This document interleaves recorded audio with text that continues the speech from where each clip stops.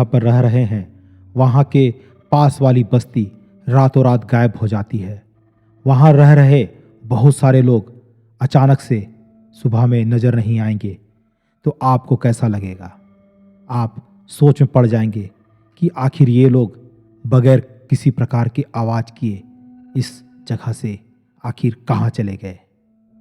ऐसी ही घटना पर आधारित है आज की ये कहानी। 26 नवंबर 1930 की बात है। कनाडा के the meridian daily journal newspaper के फ्रंट पेज पर एक खबर छपती है जिसका टाइटल था विलेज ऑफ द डेड। इस खबर ने पूरे कनाडा में खौफ की लहर दौड़ा दी क्योंकि नॉर्थ कनाडा में एक पूरा का पूरा कबीला रातों रात बिना किसी नामो निशान के कहीं गायब हो चुका था। नॉर्थ कनाडा के दूर दराज इलाके में एक झील मौजूद है जिसका नाम है एंजिकुनी लेक, जिसके किनारे पर एक छोटी सी बस्ती में एस्किमो नाम के ट्राइब्स रहा करते थे। इसमें करीब 100 से 150 लोग रहा करते थे जो लोग इस लेक में मछलियां पकड़कर अपना गुजारा करते थे।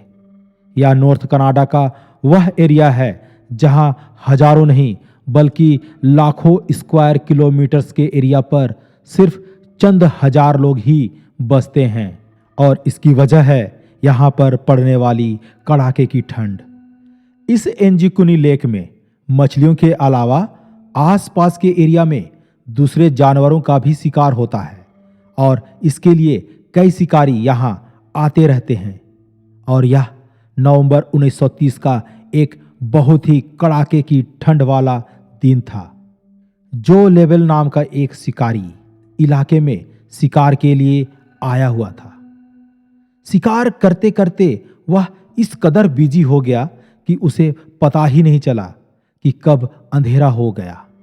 अब वह उसी जगह पर उस रात को बिताना चाह रहा था और उसके दिमाग में एक आइडिया आता है। वह पहले की तरह एंजिकुनी लेक के किनारे बसने वाले एस्किमो नाम के कबीले में जाकर अपना रात गुजार लेगा। इस कबीले के लोग बाहर से आए लोगों की बहुत ही अच्छी तरह से खातिरदारी करने के लिए काफ़ी मशहूर थे। इसलिए जो लेबल ने भी अपना सामान बांधा और एस्किमो की तरफ कदम बढ़ाने लगा।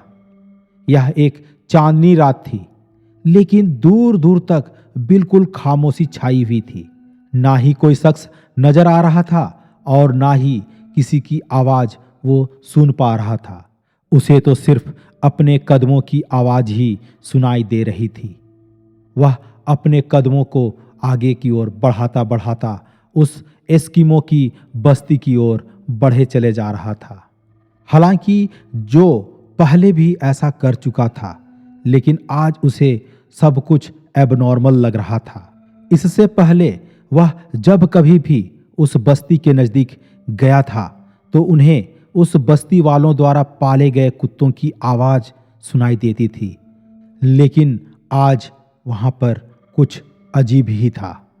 जैसे जैसे वो बस्ती के करीब पहुँचता जा रहा था उसे वीराना और सन्नाटा ही महसूस हो रहा था। जो ने अपने कदमों की रफ्तार बढ़ा दी। उसको लग रहा था कि शायद गांव वाले सो रहे हैं या फिर कहीं गए हुए हैं।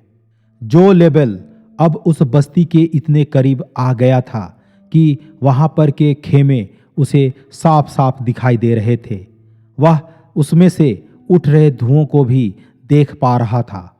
जो लेबल फाइनली उस बस्ती में दाखिल होता है, लेकिन वह यह देख करके हैरत में पड़ जाता है कि यहाँ पर ना कोई इंसान है और ना ही कोई जानवर। पर जो के लिए हैरानी की बात यह थी कि कुछ घरों के ऊपर से धुएं उठते हुए दिखाई दे रहे थे कि जैसे इनके अंदर कोई मौजूद हो। वह रैंडमली एक एक खेमे में जाता है और अंदर झांकता है, लेकिन वहाँ कोई मौजूद नहीं था। और ऐसा ही हाल सारे खेमों का था। शायद जो यह सारा माजरा देखकर अनदेखा करके वहां से चला जाता, लेकिन एक चीज ऐसी थी जिसने जो को और ज्यादा परेशानी में डाल दिया था। कुछ घरों में खाना पकाने वाले बर्तन चूल्हे के ऊपर मौजूद थे, लेकिन उनमें खाना जल चुका था। यानी किसी ने रात के लिए खाना बनाने के लिए रखा तो था, मगर वह खा नहीं सका।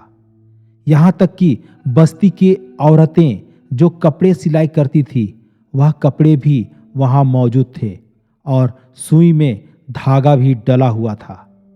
लेकिन मालूम हो रहा था कि शायद बस्ती के लोग अचानक ही यहाँ से कहीं चले गए। पर आखिर गए तो गए कहाँ? जो लेबल ने पूरे बस्ती की तलाशी लेना शुरू कर दिया।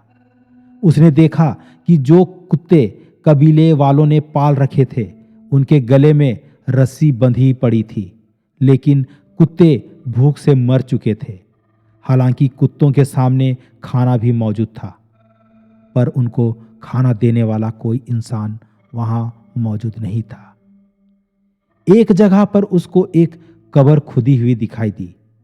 इस कब्र को देखकर ऐसा मालूम हो रहा था कि इसको खोदे हुए ज्यादा टाइम नहीं हुआ होगा। यह सब देखते हुए जो लेबल की परेशानी बहुत ही बढ़ जाती है।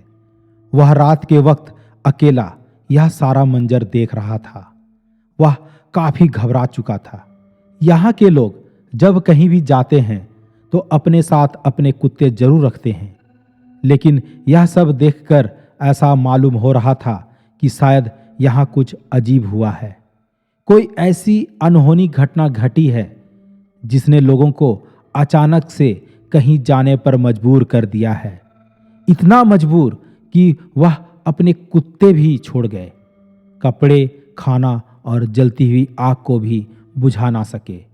जो लेबल यह सब कुछ देखकर ज्यादा देर बर्दाश्त ना कर सका और जल्द से जल्द करीब के टेलीग्राफ ऑफिस पहुंच गया और वहां से उसने रॉयल कैनेडियन माउंटेड पुलिस के कैंप्स का पता पूछा और वहां पर जाकर के पुलिस वालों को आंखों देखा हाल बतलाया। पुलिस जब गांव में पहुंची तो जो लेबल ने जो कुछ बताया था वह सच साबित हुआ। पुलिस को शक हुआ कि शायद यहाँ किसी ने हमला किया है और बस्ती के सारे लोगों को मार दिया है। लेकिन अगर ऐसा होता तो बस्ती में कहीं तो खून के निशान मिलते। खून ना मिलता तो मारधाड़ की वजह से कुछ सामान ही बिखरा होता।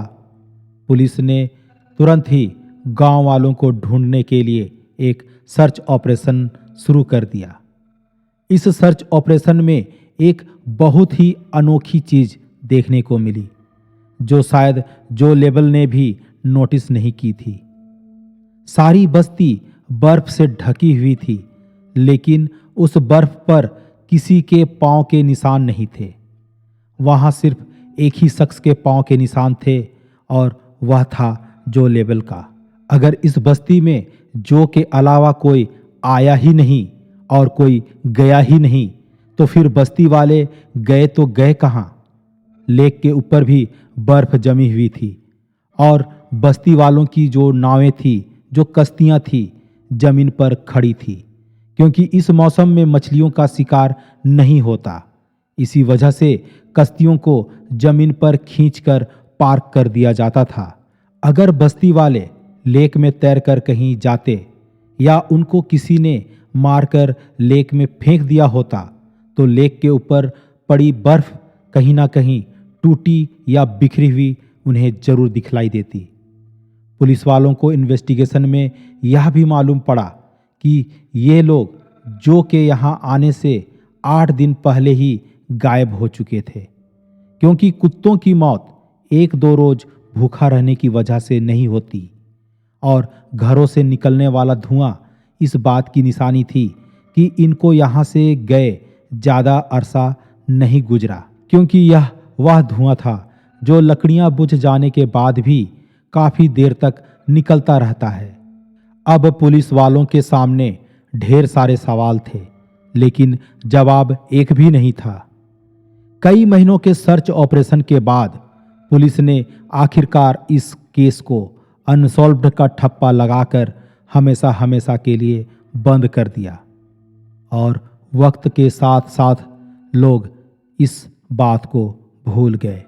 50 सालों के बाद 1984 में रोजर बोर और निजेल ब्लेंडर नाम के राइटर्स ने एक आर्टिकल लिखा और इस पूरे मामले को एलियन से जोड़ने की कोशिश की। उन्होंने अपने आर्टिकल में बताया कि जब वे लोग इस एरिया को एक्सप्लोर करने एंजीक्विन लेक के पास गए तो उन्हें वहां एक शिकारी और उसके 2 बेटे मिले। उन्होंने बताया कि अक्सर उन्होंने झील के ऊपर उड़ते हुए कुछ ऑब्जेक्ट्स देखे हैं जो उसी बस्ती की तरफ उड़ रहे थे जहां एस्किमो ट्राइब रहा करते थे। इस स्टोरी को बेस बनाकर यह बात बताया गया कि शायद उस रात एलियंस उतरे थे और बस्ती में मौजूद सभी लोगों को वो अपने साथ ले गए। एलियंस की मौजूदगी और उनके हमले का इन दोनों राइटर्स के पास कोई भी ठोस सबूत नहीं था, इसलिए ज़्यादातर लोगों ने इस पर यकीन नहीं किया और इस थ्योरी को रिजेक्ट कर दिया। इसके बाद कई लोगों ने एस्किमो कबीले की गुमशुदगी के बारे में अलग थलग कहानियां बनाना शुरू कर दी।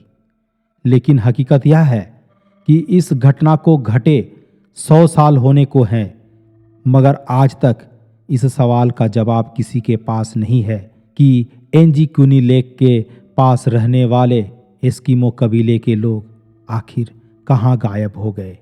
आज तक यह एक मिस्ट्री बना हुआ है। आपको यह कहानी कैसी लगी कमेंट्स करके ज़रूर बतलाएं। और हाँ, अगर आप पहली बार इस चैनल में आए हैं तो सब्सक्राइब करके बेल आइकन जरूर से दबाएं ताकि जो कुछ भी मैं यहाँ अपलोड करूँ उसका नोटिफिकेशन सबसे पहले आपको मिले।